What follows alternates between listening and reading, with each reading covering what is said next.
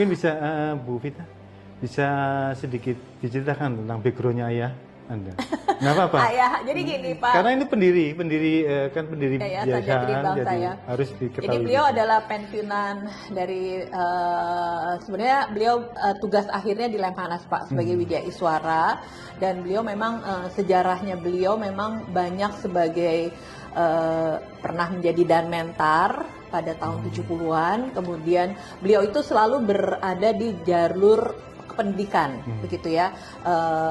Saya lupa ingat gitu ya, namun yang terakhir itu beliau adalah direktur pendidikan di Lemhanas, dan kemudian pada akhir jabatan beliau masih menjadi maheswara pada saat itu, dan kemudian saya ingat terakhir kali beliau memberikan ceramah di Lemhanas itu pada saat saya menjadi peserta pendidikan di Lemhanas.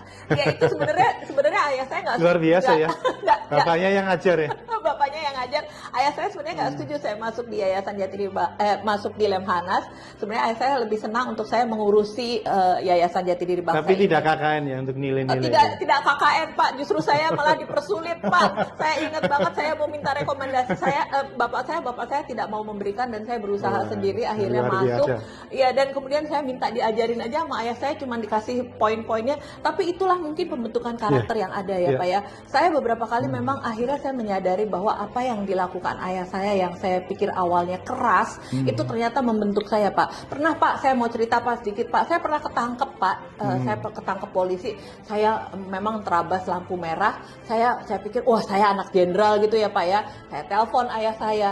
Saya bilang saya ditangkap polisi.